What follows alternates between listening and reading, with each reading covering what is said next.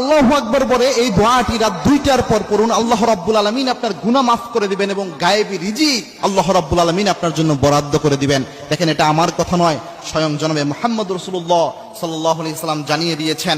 তাফসীর ইবনে কাসির অন্যান্য সব তাফসীরের মধ্যে এটা একটা অন্যতম প্রসিদ্ধ একটি তাফসীর। এই তাফসীর ইবনে কাসিরের সূরা মুতাফফিফিনের 6 নম্বর আয়াতের ব্যাখ্যায় এই হাদিসটি ইবনে কাসির রাহিমাহুল্লাহ তিনি নিয়ে এসেছেন। এই ঘোষণাটি আল্লাহর হাবিব সাল্লাল্লাহু আলাইহি ওয়াসাল্লাম নিজে দিয়েছেন। আয়েশা রাদিয়াল্লাহু তাআলা আনহা এই হাদিসটি বর্ণনা করেছেন। দেখেন, আমরা রিজিকের সমস্যায় অনেক ভাইরা ভুগি অনেক সময়, এবং কি অর্থনৈতিক সমস্যা আমাদের অনেকের রয়েছে, অনেকের ফিনান্সিয়াল ক্যাপাবিলিটি অনেক কম থাকে, ফিনান্সিয়াল প্রবলেমে ভোগেন অনেকে। এই ক্ষেত্রে কোনো সমাধান রয়েছে কিনা আপনারা প্রায়ই জানতে চান। আল্লাহর হাবিব সাল্লাল্লাহু আলাইহি ওয়াসাল্লাম রাতের বেলায় এই আমলটা করতেন, এবং কি রাতের বেলায় আল্লাহ রাব্বুল আলামিন প্রথম আসমানে নেমে আসেন। প্রথম আসমানে নেমে আসে আল্লাহ রাব্বুল আলামিন ডাকতে শুরু করেন, হাল মিন মুস্তাগফিরিন ফাগফির